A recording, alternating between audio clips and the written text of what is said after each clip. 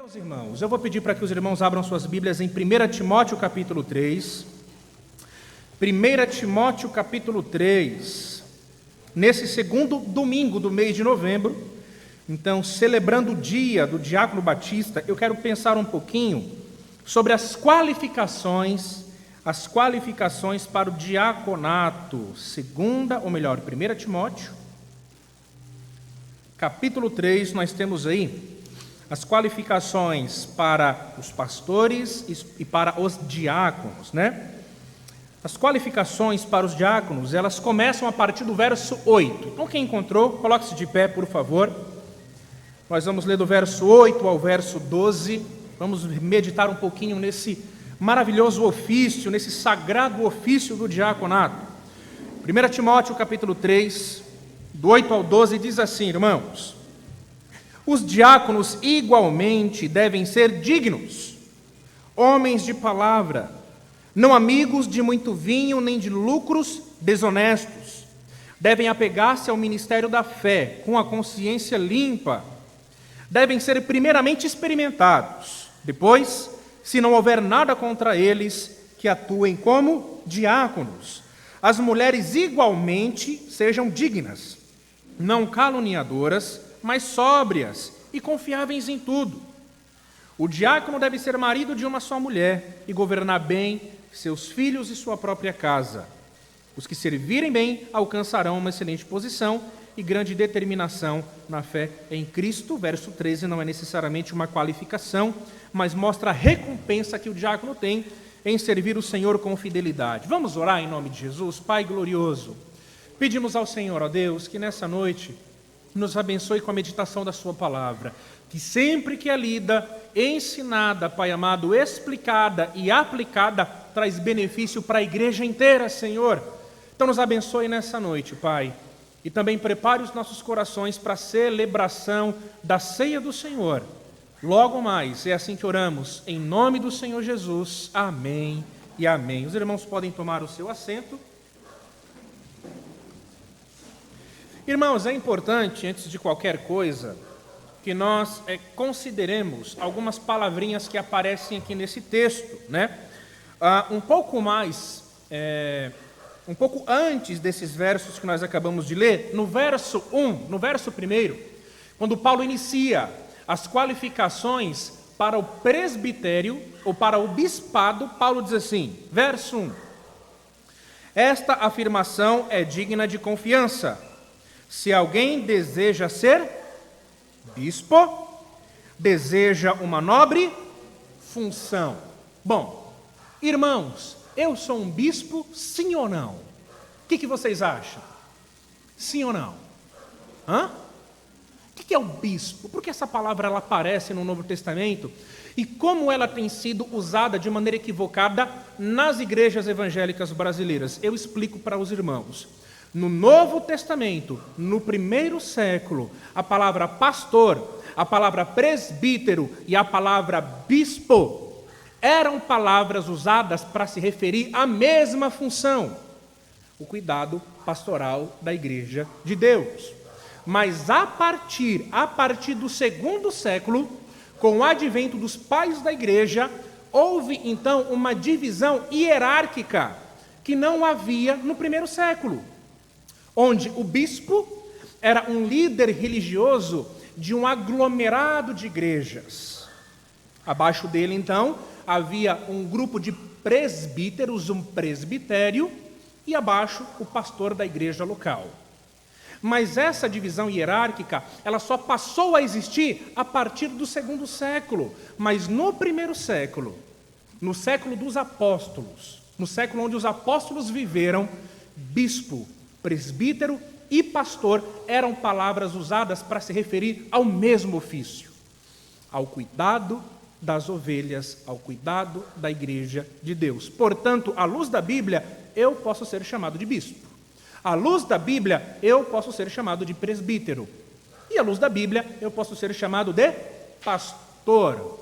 Então, eu prefiro que os irmãos me chamem de pastor, porque esse tem sido o título comumente usado dentro da nossa tradição.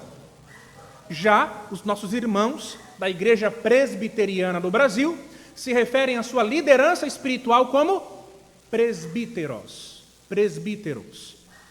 E basicamente a mesma coisa, são palavras sinônimas, né? Há um equívoco, irmãos, onde a palavra bispo e presbítero, ela é usada hoje dentro do meio pentecostal como nunca antes havia sido usada na igreja. Hoje, dentro de um segmento pentecostal ou neopentecostal, existe uma escadinha, por assim dizer, onde uma pessoa, primeiro, ela é consagrada ao diaconato. E se ela permanecer fiel, ela sobe uma escadinha. Qual que é a próxima escadinha? Presbitério. Aí ela sobe. Se ela permanecer fiel, ela sobe mais uma escadinha. Qual que é a escadinha? O pastor. E se ela permanecer fiel, ela sobe mais uma escadinha. Qual que é a escadinha? O bispado. E se ela for quase que a quarta pessoa da trindade, né? A quadrindade, então tem o título de apóstolo para alguns. E como se não bastasse o título de apóstolo para alguns, porque alguns acham que esse título não é suficiente para, de alguma forma, caracterizar o seu ministério, aos patriarcas. Aos patriarcas. Irmãos, não há nada disso na Bíblia. Não há nada disso na história antiga da igreja. Não há nada disso. Por isso, irmãos, que nós, batistas, nós temos o cuidado com a Bíblia. Como que a Bíblia é interpretada. Como esses termos eram usados no primeiro século. Para nós é importante. Então, irmãos, diácono não é escadinha para presbítero, pastor e bispo, não. O diácono é uma função especial dentro da igreja de Deus e que tem as suas características, que o difere, obviamente, do ministério pastoral, Então, pastor, bispo ou presbítero, termos usados, então, para se referir à prática do ministério pastoral. Foi assim no primeiro século e nós, que amamos a Bíblia, devemos preservar esses conceitos como eles eram usados na palavra de Deus. Bom, irmãos, mas quem afinal é o diácono? Onde nasce esse ministério? Abra sua Bíblia, por gentileza, em Atos capítulo 6. Vá lá comigo. Atos capítulo 6. Pastor, eu quero te chamar de apóstolo. Não. Apóstolo, só os 12 e Paulo. Somente eles. Deus não chama apóstolos hoje? Não. Os apóstolos, eles eram canais da revelação divina. Por meio dos apóstolos, Deus nos deu a Bíblia. Se eu aceito a existência de apóstolos hoje, eu digo que a Bíblia não é suficiente e que novas revelações estão sendo dadas. Não, o cânon da Escritura Sagrada foi fechado. 27 livros do Novo Testamento e é suficiente para nós. Os concílios da igreja, os concílios do século III, do século IV, concílios dirigidos pelo Espírito Santo de Deus, determinaram os 27 livros do Novo Testamento como canônicos. Se eu digo, olha, pastor, lá na esquina, na antiga 23, tem um apóstolo, eu estou sustentando que aquele homem é o canal de novas revelações e que ele pode continuar escrevendo a Bíblia. Nós não cremos nisso. Não. Apóstolos somente os apóstolos do Cordeiro, que foram vocacionados diretamente por Cristo. E pasmem, os apóstolos não eram pastores. Eles foram líderes na igreja, no seu nascimento. Haviam duas grandes igrejas em Atos, a igreja em Jerusalém e a igreja em Antioquia. Eles foram os grandes líderes da igreja em seu nascimento.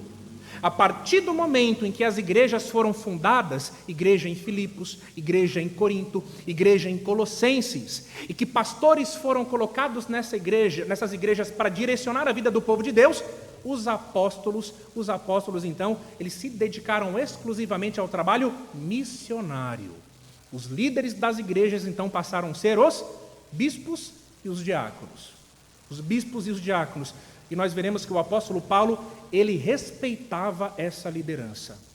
Mas veja, como nasce então, irmãos, os diáconos, né? Atos capítulo 6, nós temos aí então o nascimento dos diáconos para preencher uma grande necessidade naquela igreja nova, que nós podemos chamar assim de igreja primitiva, igreja primeira. Quem achou, diga amém. A partir do verso 1 diz assim: naqueles dias, crescendo o número de discípulos, os judeus de fala grega,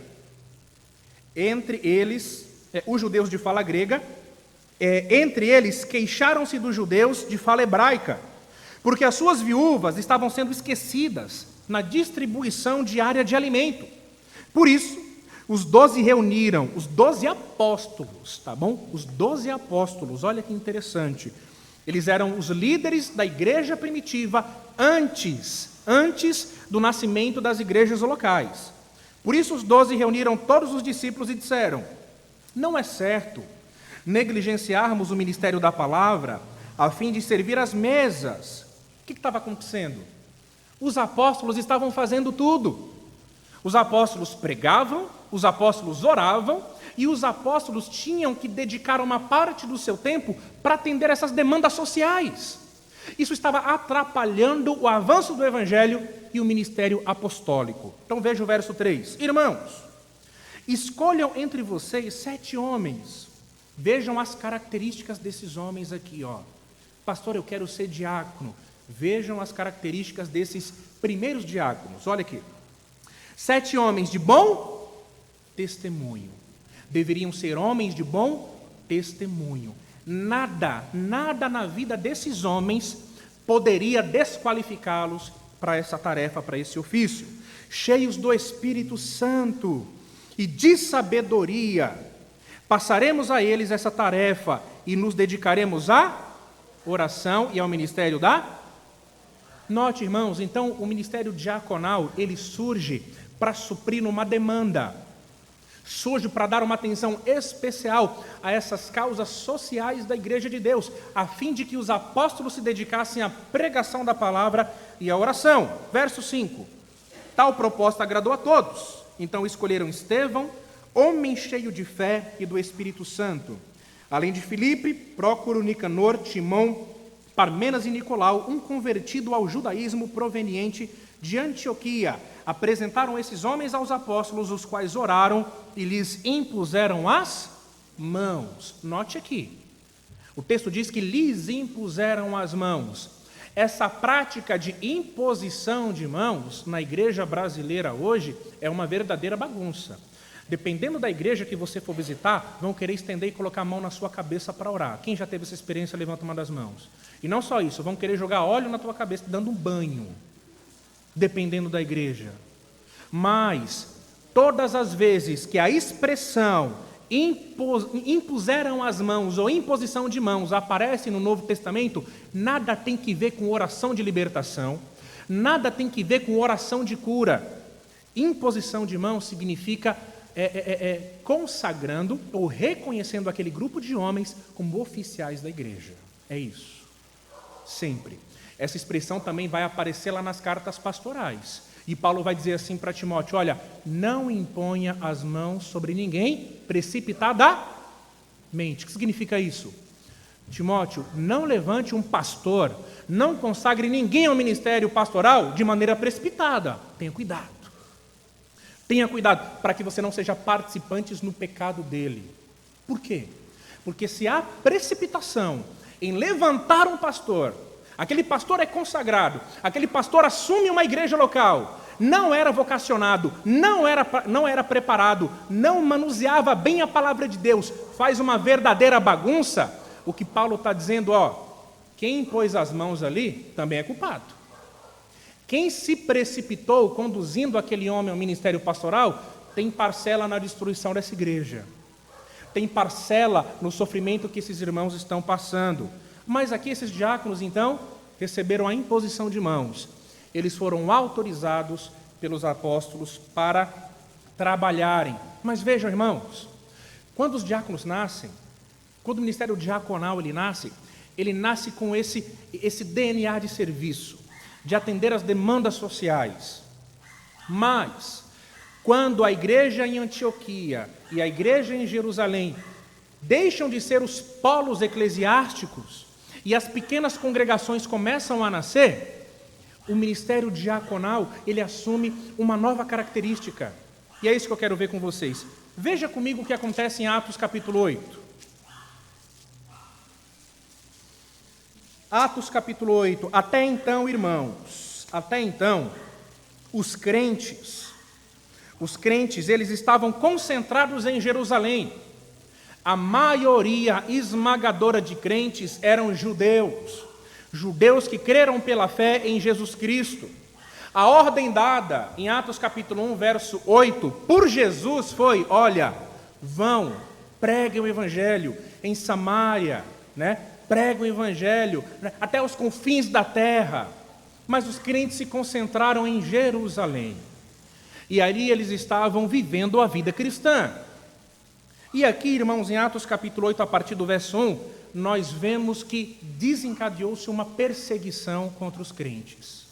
E aqueles crentes que estavam confortáveis e reunidos em Jerusalém, eles foram espalhados pelo mundo. Veja aí.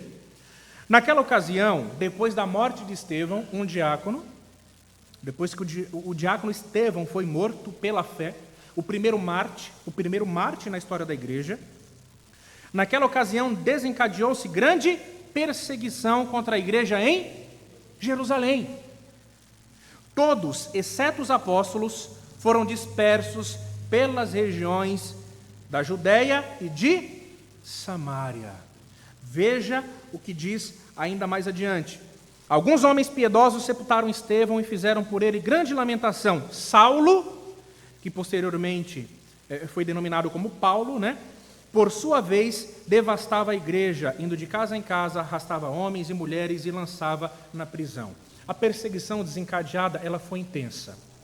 O que aconteceu foi que a igreja localizada em Jerusalém, que tinha os apóstolos como seus líderes, a igreja ela foi dispersa. E à medida que os crentes então fugiram da grande perseguição, eles iam anunciando o evangelho. E outras pessoas de outras regiões eram convertidas à fé cristã. Qual foi o resultado? O nascimento de outras igrejas. O nascimento de outras igrejas.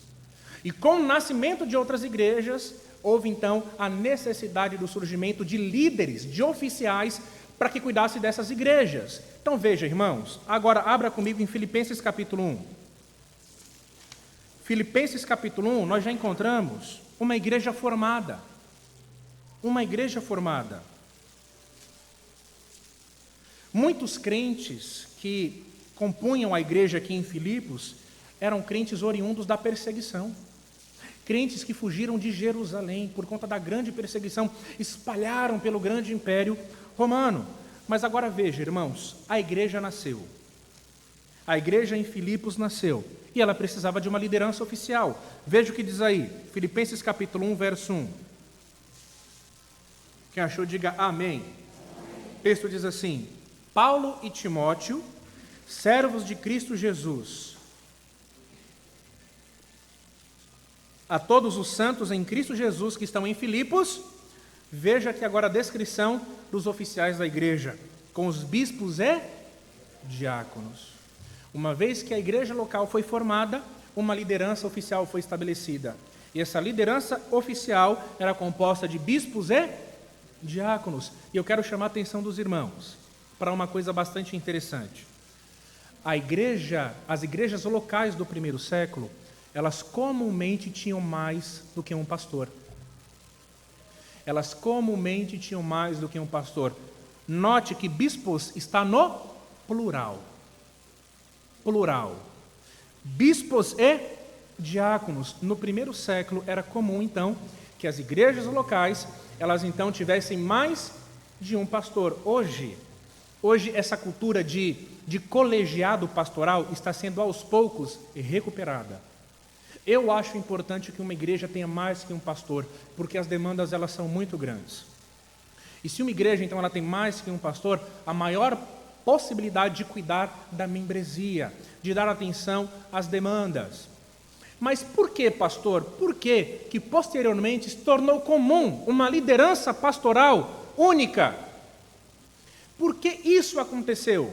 O motivo, irmãos, foi as grandes perseguições que se desencadearam contra a igreja cristã. Então passou-se a ser mais comum uma igreja ter apenas um líder, porque em tempo de dor, em tempo de perseguição, é muito mais fácil você seguir um líder só.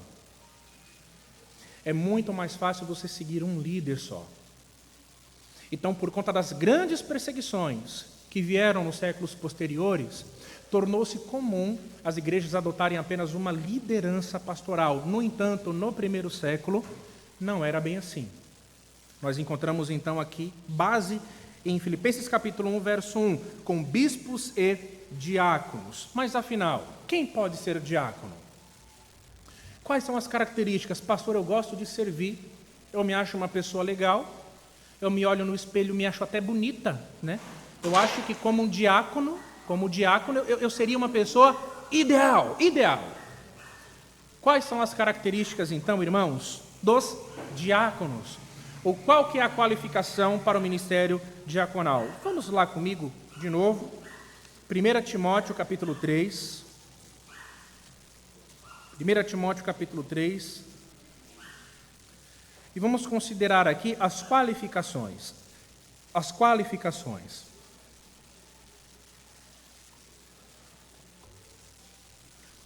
O texto começa dizendo assim: veja a primeira qualificação para os diáconos. Quem achou, diga amém. 1 Timóteo capítulo 3, verso 8. Diz assim: os diáconos igualmente devem ser dignos. Em outras traduções, eles devem ser respeitáveis.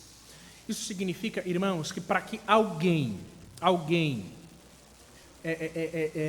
de alguma forma seja conduzido ao ministério diaconal, tem que ter essa característica em sua vida. Deve ser uma pessoa digna, deve ser uma pessoa de respeito. Esse termo, ele normalmente se refere a algo honorável, estimado, nobre. É uma pessoa respeitável. É uma pessoa digna de respeito. Olha, eu te respeito. Olha, você é digno de respeito. Olha, o seu comportamento, a sua conduta, o seu palavreado, a sua forma de lidar com as pessoas é digna de respeito.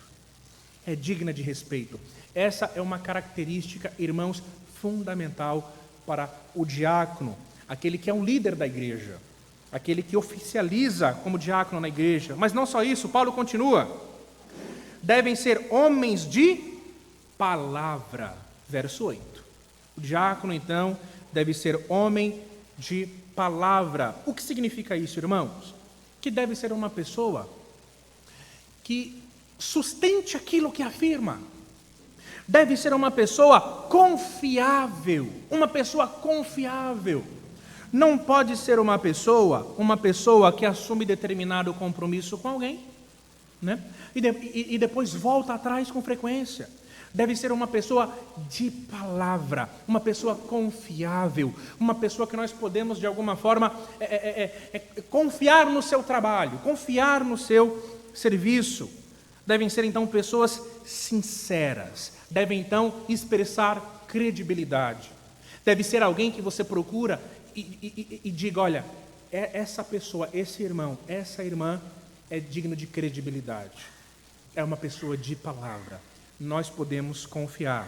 Não só isso, irmãos. O texto ainda diz que não deve ser inclinado ao muito vinho. O diácono não deve ser inclinado ao muito vinho. Qualquer homem, qualquer mulher de Deus que tenha qualquer vício, não apenas o vício da bebida alcoólica, é desqualificado para o ofício. Isso significa, então, irmãos, que o vocacionado para o diaconato deve ser uma pessoa sóbria. Deve ser uma pessoa que tenha a sua mente sóbria. A sua mente não pode ser, de alguma forma, afetada por nada, porque ele é o oficial da igreja. E ele precisa tomar decisões, ele tem que fazer ponderações. E se ele se enche de vinho, e se ele é uma pessoa viciada, ele vai perder a sobriedade, ele vai tomar decisões precipitadas, ele vai fazer aquilo que ele não pode fazer. Então, o líder da igreja tem que manter a sobriedade. A sobriedade. E eu já ouvi, irmãos, pasmem vocês, eu já ouvi casos de pastores ministrarem a ceia do Senhor bêbados. Eu já ouvi casos de pastores pregarem bêbados e os irmãos falavam: olha, cheio do Espírito Santo. Nada, era cheio de mosto. Cheio de mosto. bebia, porque então, influenciado pelo álcool, ele ficava mais solto, ele ficava menos tímido, né?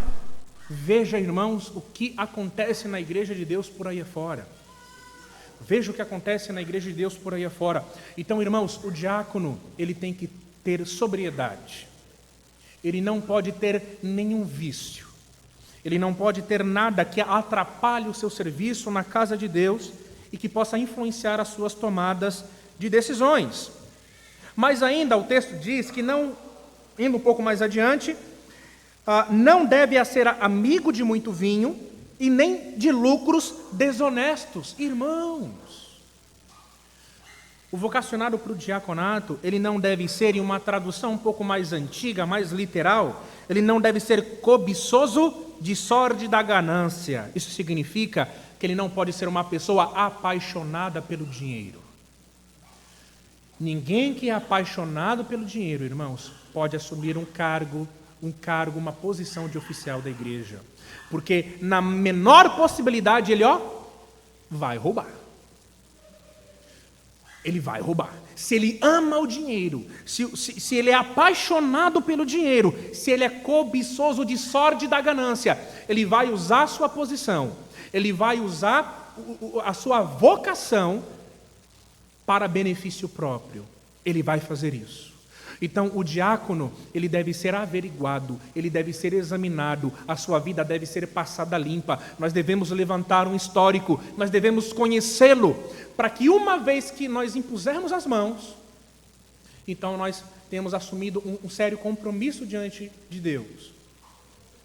Um sério compromisso diante de Deus, de que aquela pessoa que foi levada ao ofício do diaconato cumpre essas qualificações. Irmãos, pergunto para vocês já ouviram aí, por aí afora, casos de líderes roubando a igreja, sim ou não? Tem muito. E depois os culpados somos nós, né? Não vou para a igreja porque na igreja só tem ladrão. Não. Na minha igreja não tem ladrão, não tem. Você não conhece a minha igreja. Você não conhece a minha história, você não conhece a minha tradição. Não saia generalizando por aí. Não é porque fizeram lá fora que fazem na minha igreja local. Você não me conhece. Você não conhece a igreja que eu sirvo. Não conhece. A nossa igreja é uma igreja séria. A igreja batista é uma igreja séria. E nós lutamos para preservar o nosso bom nome e a nossa reputação. Se tem gente roubando por aí, é porque estão deixando de seguir o que a Bíblia ensina. Porque se seguisse o que a Bíblia ensina, se escolhessem os seus líderes, levando em consideração as qualificações que estão aqui, não haveria essa bagunça que tem por aí afora, não haveria. Mas sabe como é que os líderes são escolhidos por aí afora? Fala bem. Nossa, esse rapaz ele fala bem. Nossa, esse rapaz ele é articulado. Ele é um excelente comunicador. Nossa, olha como ele penteia o cabelinho dele. Nossa, olha como ele se veste bem. Quer saber de uma coisa? Pode ser pastor. Esses são os critérios usados por aí afora, irmãos. Já tentaram no passado usar critérios assim comigo. Porque eu chegava mais cedo na igreja, porque eu tocava, no ministério de louvor, eu chegava antes e eu limpava os instrumentos. Acabava o culto, eu pegava os paninhos, limpava os instrumentos. Quando tinha que limpar o banheiro, eu limpava o banheiro. Aí olharam para mim e falaram, só pode ser pastor. Só pode ser pastor. Esses são os critérios que se usam aí afora. Aí o que fazem? Impõem a mão precipitadamente. E o que nós vemos são pessoas envolvidas com roubo, com um monte de escândalo aí, que não tinham vocação para o ministério pastoral e muito menos para o diaconato. Então, irmãos, os diáconos da igreja, eles não devem amar o dinheiro, não devem. Eles não devem ser pessoas gananciosas, viciadas em lucro. O seu comportamento é determinado pelo ganho. Não dormem se não ganham. Não podem ser líderes da igreja de Deus, porque os diáconos vão lidar com questões financeiras da igreja, vão lidar. Os diáconos vão lidar.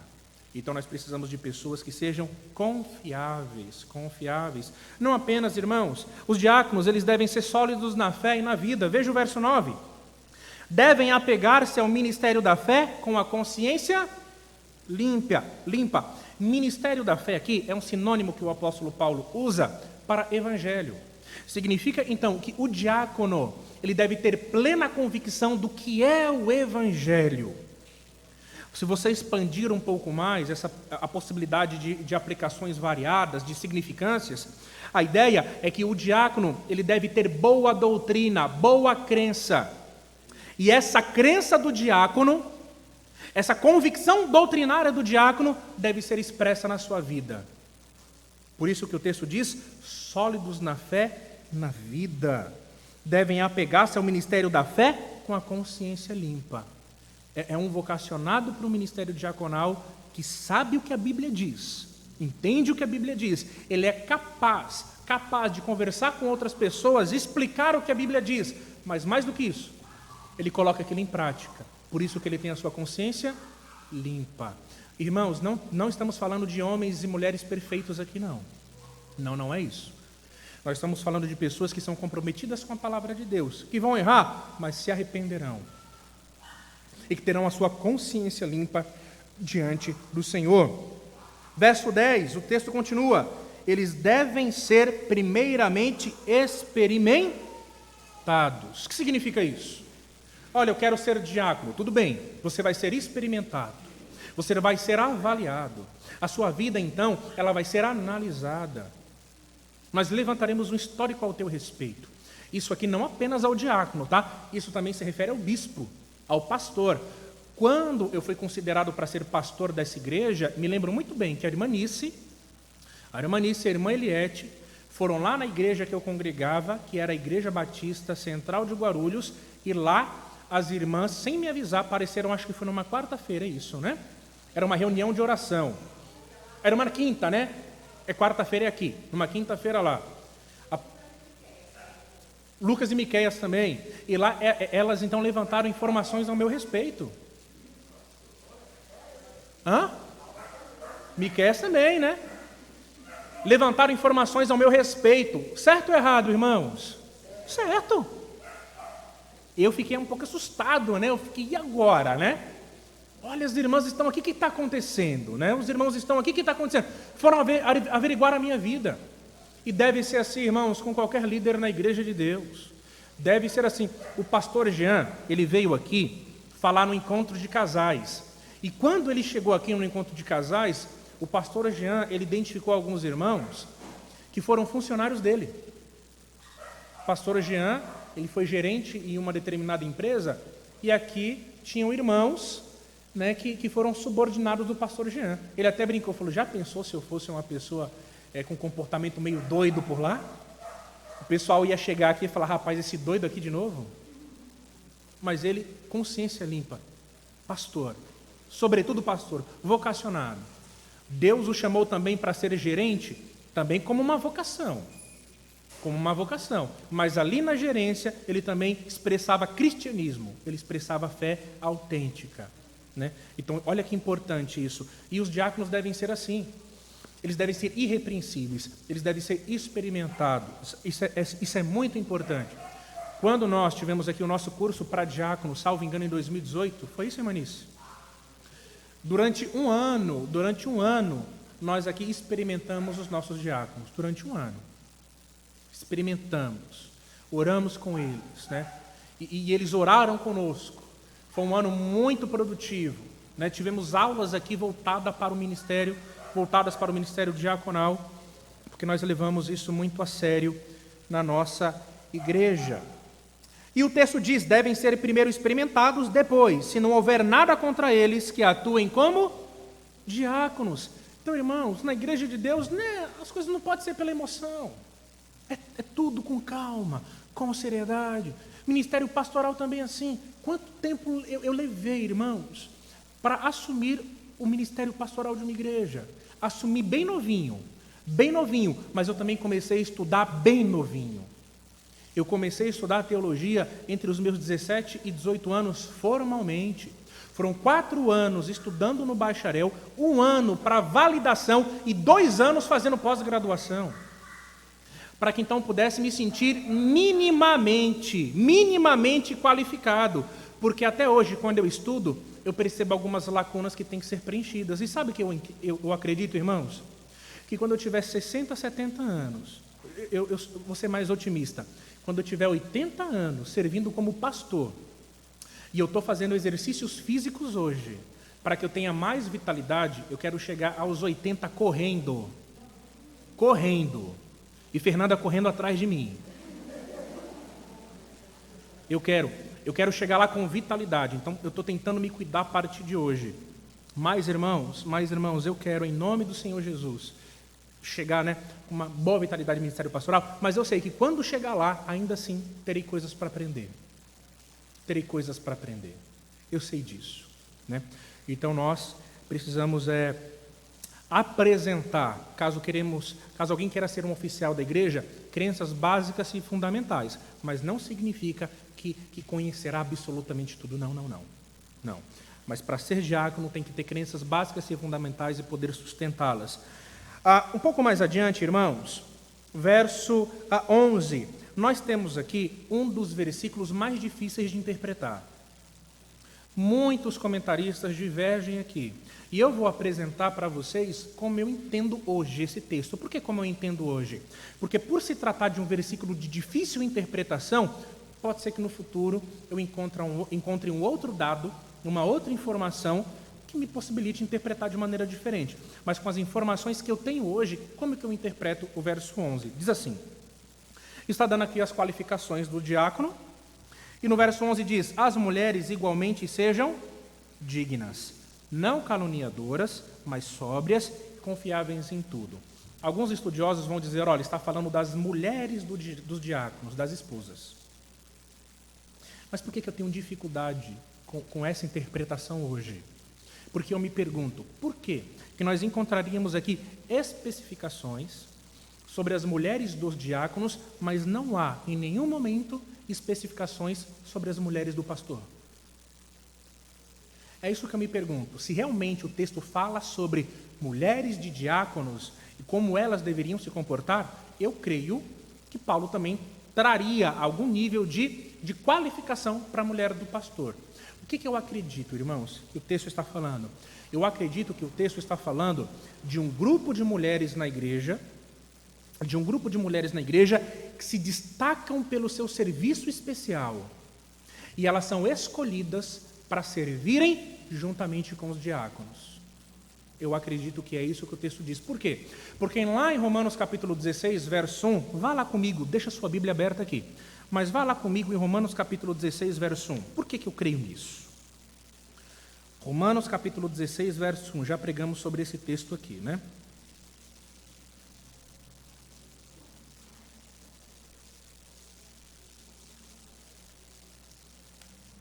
Último capítulo de Romanos.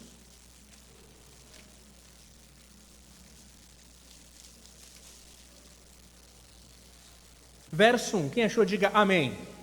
Diz assim, irmãos, recomendo-lhes nossa irmã Febe, serva da igreja em Cencreia. A palavra grega para serva aqui é diáconos. Febe aqui ela é chamada de diáconos. Note uma coisa muito importante. Não é que ela era uma oficial da igreja como os diáconos. A liderança da igreja de Deus, nós já estudamos aqui, ela é uma liderança dos homens. Deus levantou os homens para servir, para exercer a autoridade, Os oficiais da igreja são homens. No entanto, nós encontramos aqui uma classe distinta de mulheres que se destacavam de uma maneira tal no serviço cristão que elas eram então escolhidas para tarefas oficiais. Nesse caso aqui, Febe, ela se destacava como uma serva da igreja em Cencreia. E qual foi a tarefa que Paulo deu para ela? Olha, você vai sair daqui de Corinto, você vai lá para Roma e você vai levar essa carta que eu estou escrevendo para as igrejas em Roma. Paulo poderia ter escolhido homem, sim ou não, irmãos? Não era fácil para uma mulher trafegar no primeiro século sozinha. Paulo poderia muito bem ter escolhido um homem para uma missão oficial como essa. Uma mulher não acompanhada, ela estava vulnerável no primeiro século. Ladrões, bandidos, homens maus. Mas Paulo escolhe Febe, uma mulher de respeito, a serva da igreja em Cencreia, uma mulher que se destacou pelo seu serviço cristão. Ela não era uma líder, ela não determinava questões na igreja de Deus, porque essa então foi uma questão separada para os homens, mas ela se destacou de tamanha forma no seu serviço cristão, que Paulo então a escolheu para missões especiais. Eu creio, irmãos, que quando Paulo aqui, em 1 Timóteo capítulo 3 diz, as mulheres igualmente. Por que igualmente? Porque são mulheres que fariam trabalho semelhante ao dos diáconos. As mulheres igualmente sejam dignas, não caluniadoras, mas sóbrias e confiáveis em tudo. É por isso que nós temos Nice e é por isso que nós temos Eliette. Porque quando eu olho para o texto bíblico, então, e eu comparo a vida dessas irmãs, eu vejo essas irmãs como Febe. Como irmãs, então, que são preparadas para serviço especial, para um trabalho especial. Josué e Edmário exercem a liderança na igreja de Deus. Eles são os diáconos que exercem a liderança. E Nice e Eliette, então, são essas mulheres do verso 11, que igualmente, têm uma importância significativa como Febe, e que agem como diaconisas. A palavra grega é diáconos, uma palavra que aparece lá em Romanos capítulo 16 para se referir a Febe. Elas agem assim dentro da igreja de Deus. Pelo menos, irmãos, essa é a interpretação que eu faço desse texto até hoje. E chegando ao final, o texto diz, o diácono deve ser marido de uma só mulher e governar bem seus filhos e a sua própria casa. A minha interpretação é dupla desse texto. Significa que o diácono ele não pode ser recasado, porque se ele for recasado, ele já não é mais marido de uma só mulher, ele já teve outra. Então seria o marido de uma segunda mulher. Então tanto o bispo como o diácono deve ser marido de uma só mulher. Não pode ser recasado, é o que eu acredito. E obviamente não pode ter duas mulheres. Uma conhecida de todos e uma escondidinha por lá. Já pensou? Não é isso, óbvio, né? Então ele deve ser marido de uma só mulher. E deve governar bem seus filhos e a sua própria casa, né? A sua casa, então, deve ser uma casa sob sujeição. E os que servirem bem alcançarão uma excelente posição e grande determinação na fé em Cristo. Irmãos, eu louvo a Deus pelos diáconos que nós temos aqui na nossa igreja. Os nossos diáconos são perfeitos, sim ou não? O pastor dessa igreja é perfeito, sim ou não? Mas, irmãos, eu me sinto extremamente bem assessorado pelos irmãos. Eu me sinto muito bem acompanhado. Eu me sinto muito bem cuidado. E eu creio em nome de Jesus que essa igreja ela está sendo muito bem cuidada por esses diáconos. Eu posso testemunhar, irmãos, porque toda semana nós estamos juntos fazendo visitas. Toda terça-feira nós estamos em uma casa diferente. Eu posso testemunhar, diante dos irmãos e diante do Senhor, o amor que esses diáconos têm por essa igreja. O cuidado que esses diáconos têm por essa igreja. E se alguém diz que o pastor deve ser valorizado, os diáconos também. Se alguém diz que o pastor deve ser cuidado, os diáconos também. Porque eles trabalham, eles servem a igreja de Deus com muito amor e com muita responsabilidade. E, irmãos, eu louvo a Deus por esse corpo diaconal. Eu louvo a Deus por esses irmãos que Deus levantou para estar comigo. E, à medida que a nossa igreja for crescendo, vai existir uma demanda para novos diáconos. E que vocês estejam orando por isso em nome de Jesus. Que Deus nos abençoe, irmãos, e abençoe os nossos diáconos também.